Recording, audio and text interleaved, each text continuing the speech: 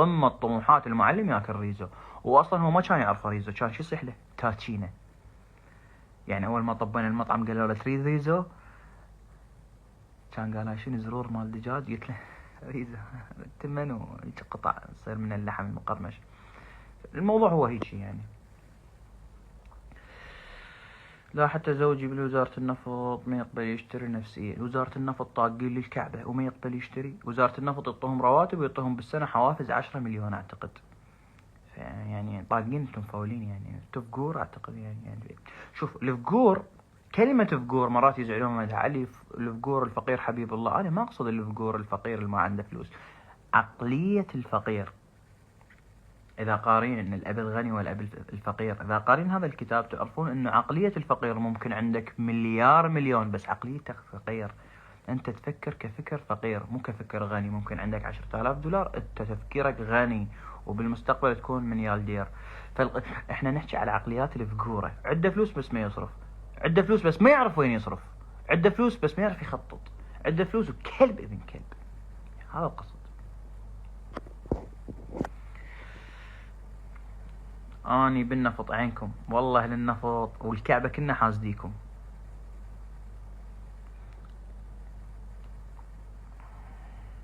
اريد اشتغل بوزارة النفط. يحتاجون فراشة تكنسي لهم. يعني هيك وضع. انت من وين؟ حياتك كيفك؟ من ين بيتكم؟ من العمارة؟ من البصرة؟ من الكوت؟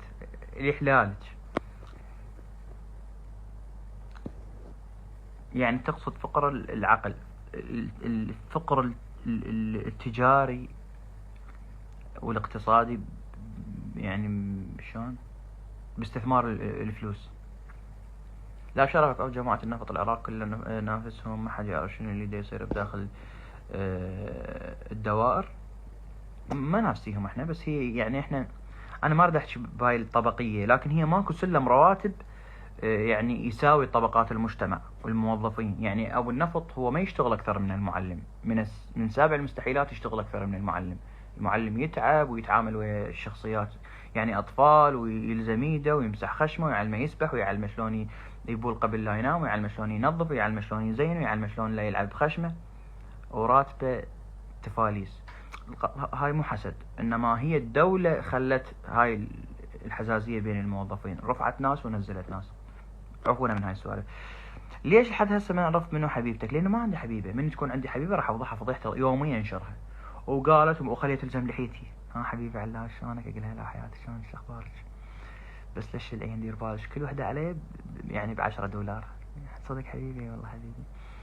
تمام حبيبي والله حبيبي. كارثه اكفر بيكم يعني يوميا بالستور وبدون كلوز فضيحه اني.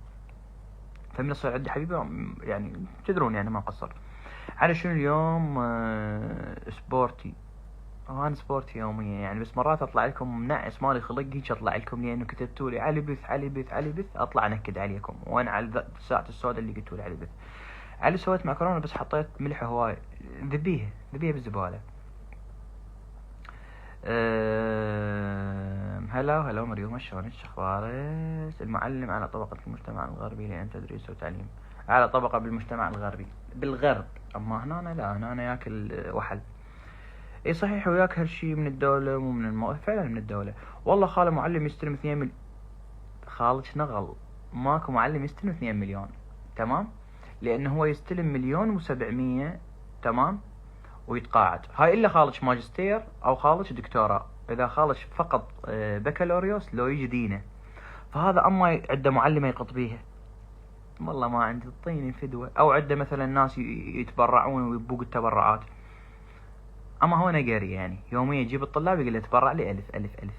خل احكي لكم موقف. مرة من المرات، طبعا اكو نظام الحوانيت بالمدرسة، اذا انفتح حانوت بعد ما حد يصير يبيع بالمدرسة نهائي قطعا. فانا طبيت عندي درس على الاول ابتدائي. جيت على كيف اتمشى ادي اسوي لهم مفاجأة ولازم الموبايل ادي اصورهم عود. هاي اول مرة التقي بالاول ابتدائي. واشوف واحدة من المعلمات حستون تقربت تخلي تشبس وتقول له خلي ربع. لا ست ما اريد. خلي ربع ولك. ست ما اريد تشبس. اشترى بربع ولك. هو ربع. غصبا ما عليه خلي ربع. طبيت قلت لها هلا ست. قالت هلا وجاي ابيع لهم. وين البيع بالموضوع؟ انت جاي تغصبيهم يشترون شيبس خايس، هم ما يردونه. فخالج قبل شويه اللي يشتري عنده مليونين، اعتقد عنده حانوت بالسر يجبر الطلاب يشترون، اعتقد يعني صراحه. توبه زين. ماجستير لو دكتوراه يتوظف معلم وين اكو هيك؟ عندنا ماجستير وعندنا دكتوراه يتوظفون معلمين، لان هو توظف معلم بعدين اخذ شهادته وما نقل خدماته للتعليم العالي فقط.